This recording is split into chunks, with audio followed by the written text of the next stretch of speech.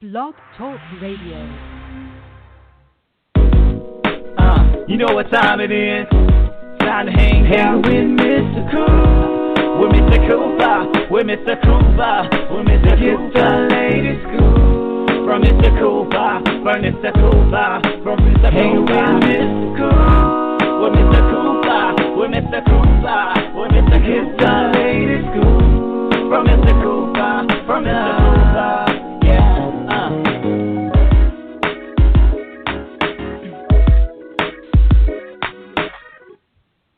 Welcome to the Big Scoop with Coop. I'm your host, Coop.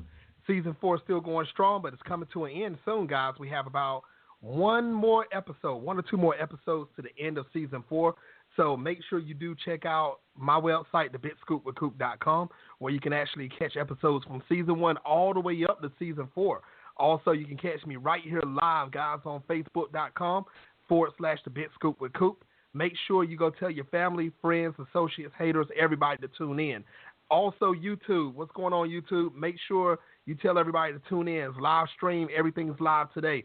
But everyone, my guest today, she has done big things in the television and movie industry.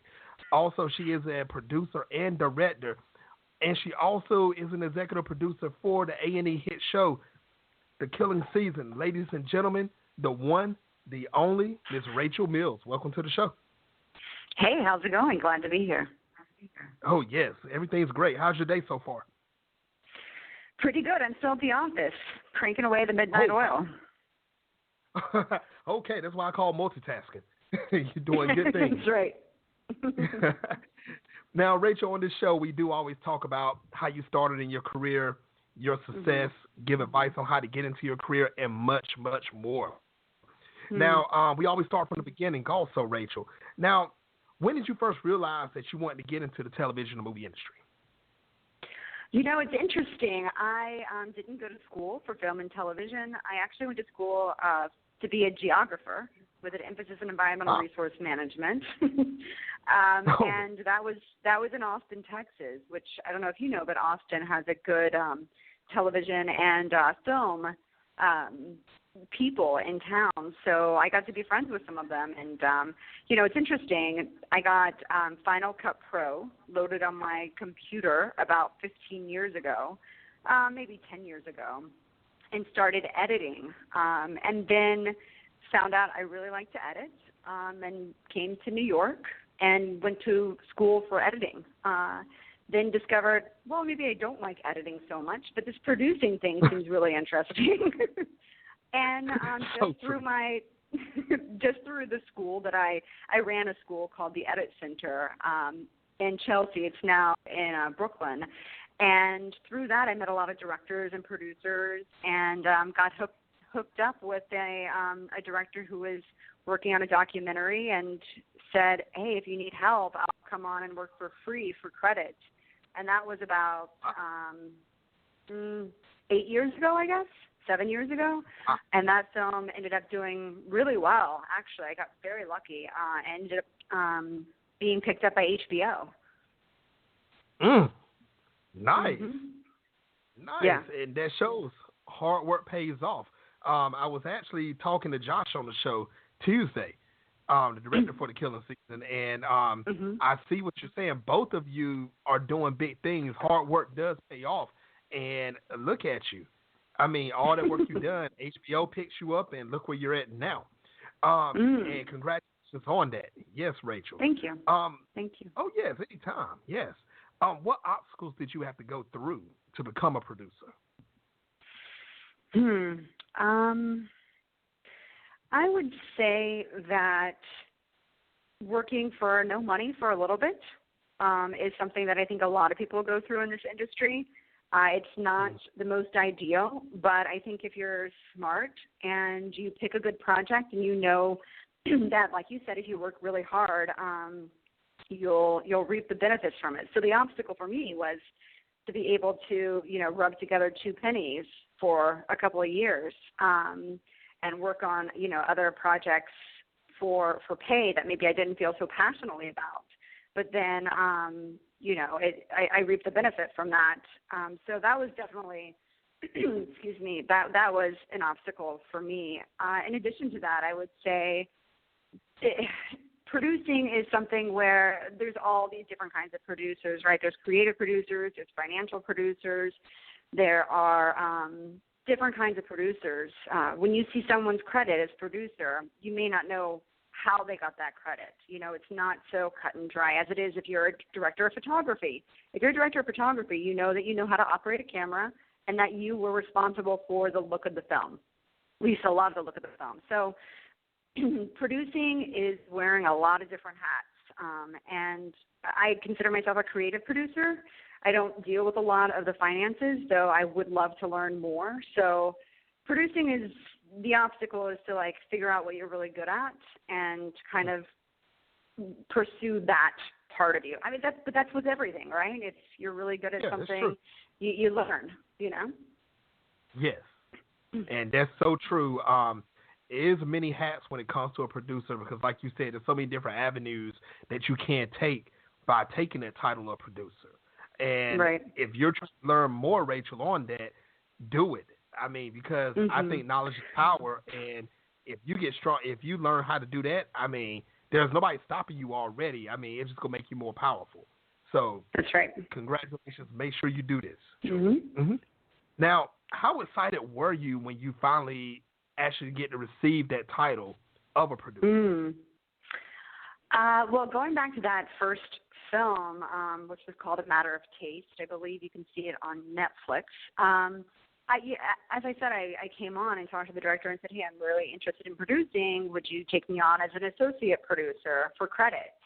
So that's how I got onto that project. But as my work continued on that project, I continued to renegotiate that credit. So it went from associate producer to co-producer to then finally getting a full-fledged producing credit, which is pretty big, especially for a feature documentary. That was really exciting that she took that chance to be able, and I was the only producer on that, I believe. I believe there may have been one other who was an executive producer on it.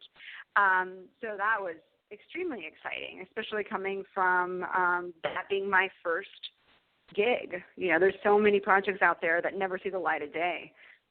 So getting that producing credit, and then in addition to that, getting accepted at South by Southwest, and then having HBO pick it up, and then we eventually received a nomination for a documentary and news Emmy Award. We didn't win, but you know, that was thrilling.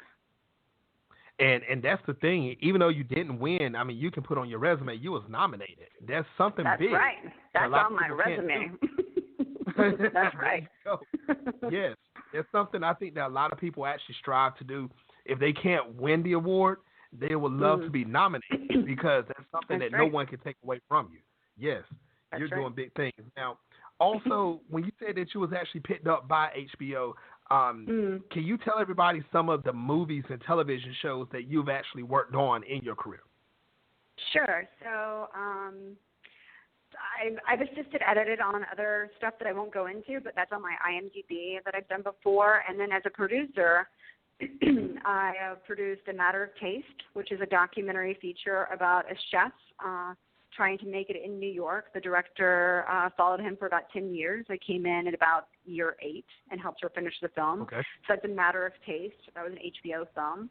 After that, I started doing more television. I was a field producer for a show on history called American Pickers, which was a big crowd pleaser for a while. So that really got me in the television field. And unlike documentary feature work, television goes at a much faster rate.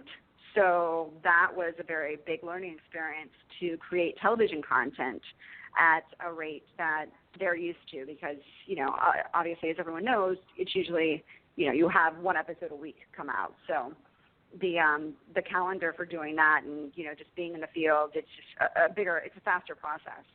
After that, there were, you know, variety of smaller, like, reality show kinds of shows that I did to make money while I worked on other things. Then I did Killer Legends, which is what we call a backdoor pilot. A backdoor pilot is something where a network will pay for a pilot to be done in the hopes of maybe it'll go to series. However, this did not go to series, but they aired it as a documentary, essentially. So that was my partner Josh, who you spoke to last week. It was our first endeavor together with Killer Legends, and it's about the intersection between true crime and urban legends. So we investigated killer clowns, that babysitter, the calls coming from inside the house, the hook for a hand, lover's lane, and the idea that Halloween candy is tainted. So Halloween's right around the corner. So that was something we did together. And then in between the Killing Season, which is coming out on November 5th at 9 o'clock Eastern on A&E, I did a film called Mavis, exclamation point, which also HBO picked up. That was directed by Jessica Edwards and executive produced by Gary Hustwood. And that was about Mavis Staples and the Staples Singers, which was, I knew nothing about that family group before. They did Respect Yourself and I'll Take You There. You may know them. Right. I didn't know them. I mean, I knew their songs. I knew some of their songs, but amazing story there. Mavis is amazing.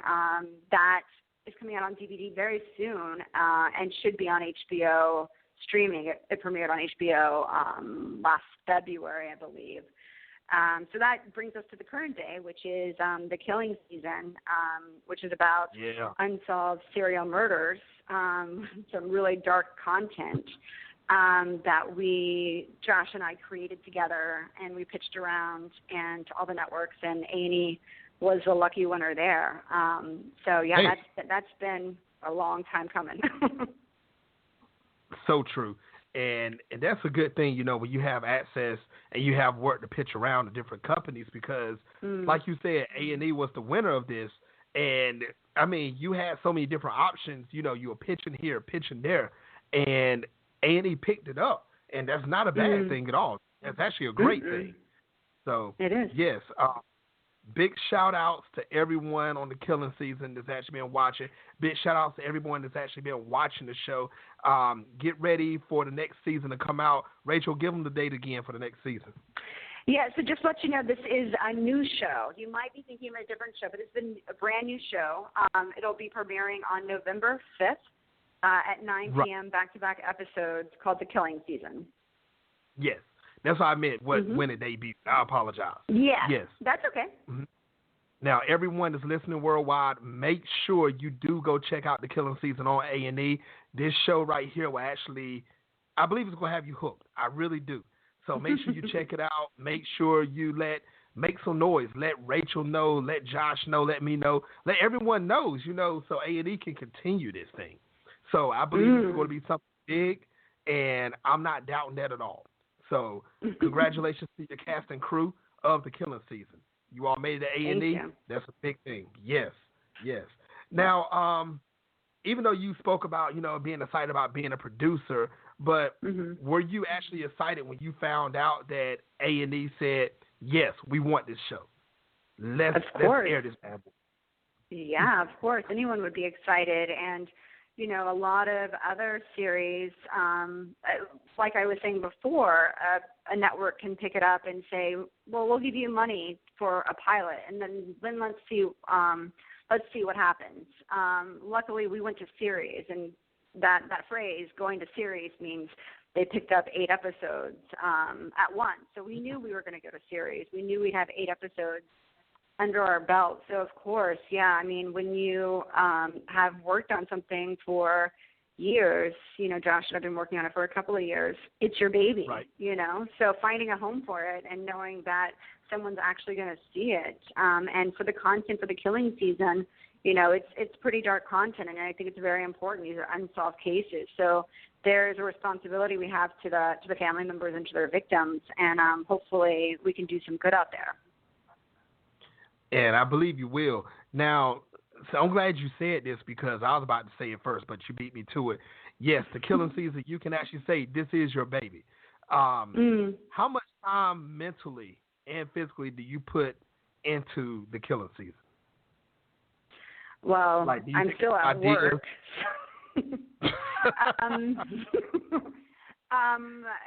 Pretty much almost 24 hours a day, almost for the past 2 years. But, you know, it's really important to take care of yourself and to make sure you have some off days. But, you know, if I'm not working, I'm thinking about it. But, you know, production is difficult.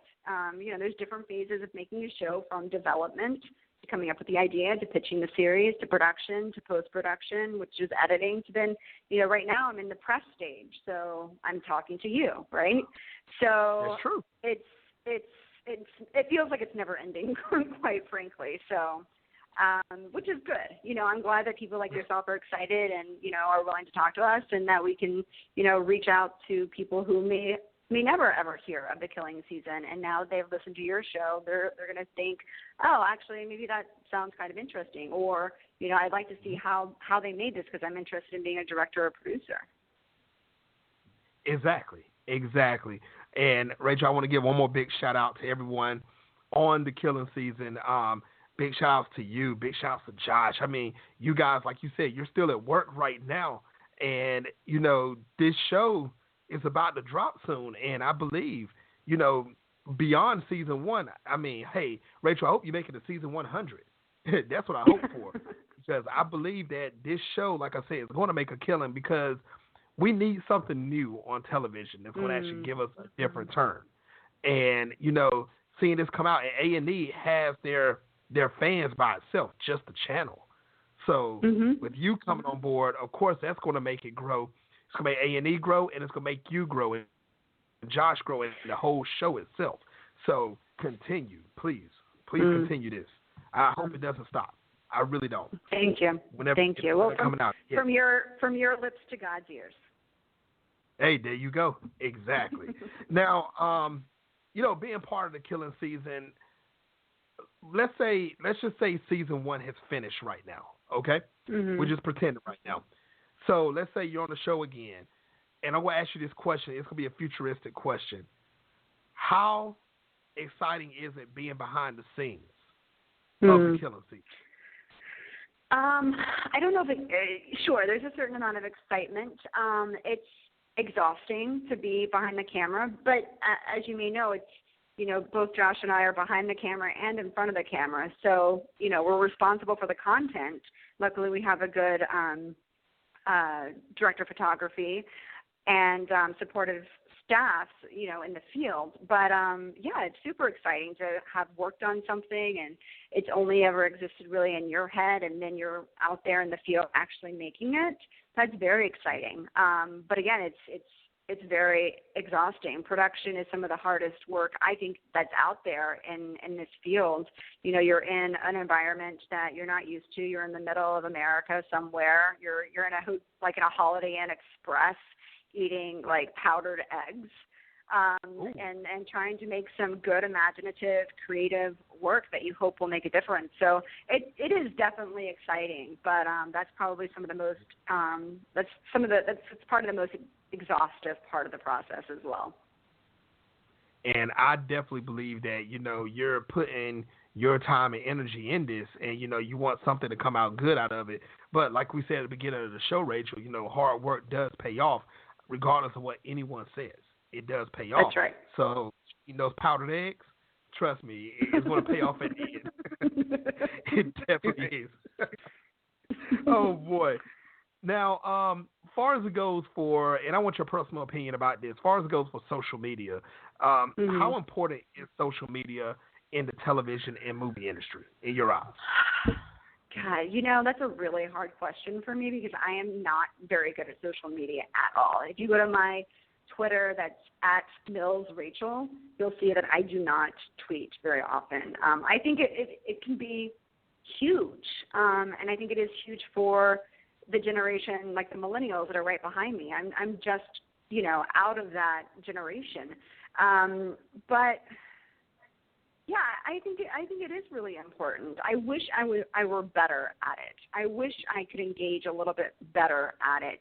Now, you know, in our series, we have, I don't know if you call it social media, but we have part of the internet is a huge factor into our show with Web Sleuths, which is an online sleuthing community.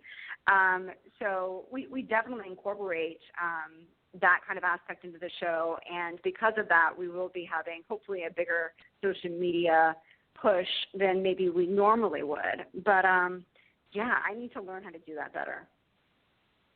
Do you feel that if you do use social media to, you know, give a little bit of behind the scenes and updates that they won't see on A&E, do you think that'll actually boost up the show more, in your personal opinion? Yeah, I mean, there's a lot of stuff that we weren't able to include in the series that we've made content that we will give to social media and to A&E social media. I'll put on my Twitter site. But I think you bring up a good point. Is that I think it's a great way to engage the audience. And for this, I think it's really important to engage the audience because there are a lot of issues at hand here because of the content. Right. So I'm glad that I'd be curious to know how this show would have existed 10 years ago, before before we were so connected. So yeah, just so that the cases are out there, these unsolved murder cases are out there, and that maybe someone who wouldn't have come forward, maybe they'll tweet at me. I don't know. Maybe they have some kind of clue that they didn't want to tell police. So yeah, in that regard, I think it'll play a big part. And I believe that will actually put fan interaction into the show also at the same time, because your fans can actually give you good input on, hey, I would love to see this happen, or hey, I know about this story right here. And they can it'll feel like they can actually engage into it. So, and Rachel, how can people find you once again on social media? Yeah, so I'm at Mills Rachel, so MILL, S as in Sam, Rachel, RACHEL. That's my handle.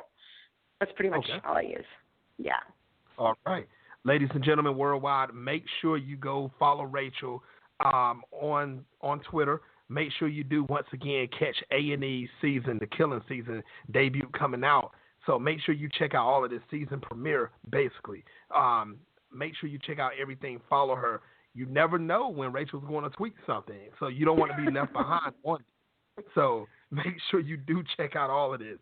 Now, as far as it goes for you being a producer once again and a director in some of the movies and shows you've done in the past, what is your ultimate goal as far as it goes for being a producer and a director? I think my ultimate goal is to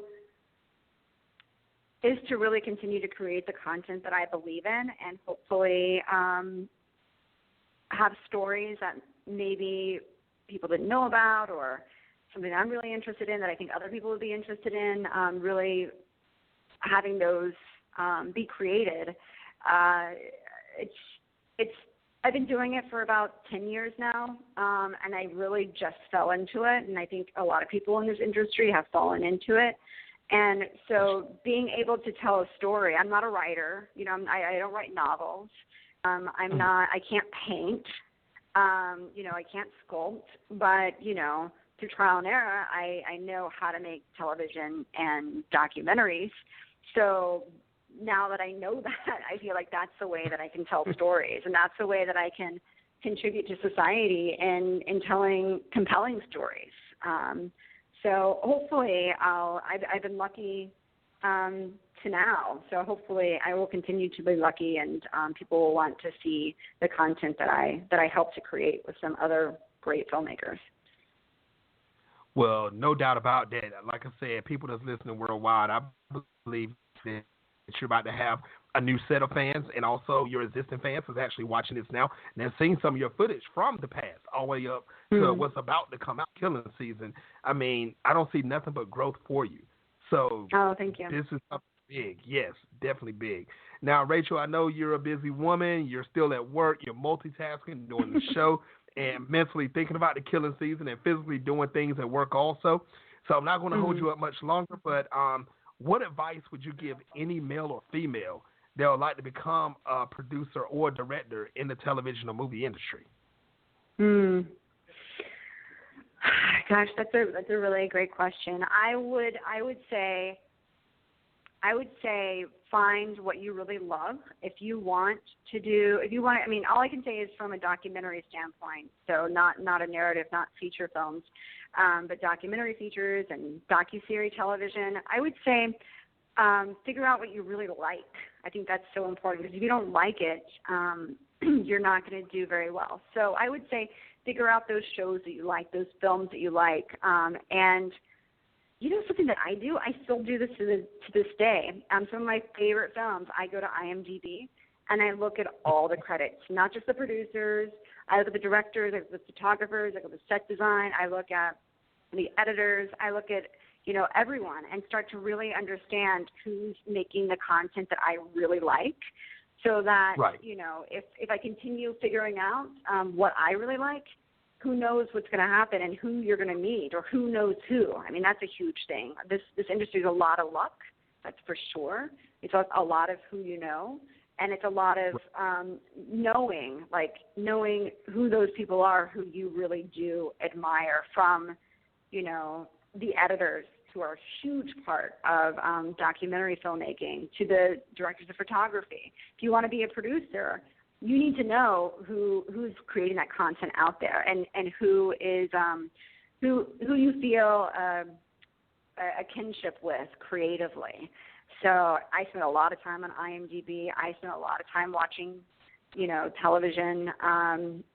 Really hone in what you want to do and what's out there of the content that you really like.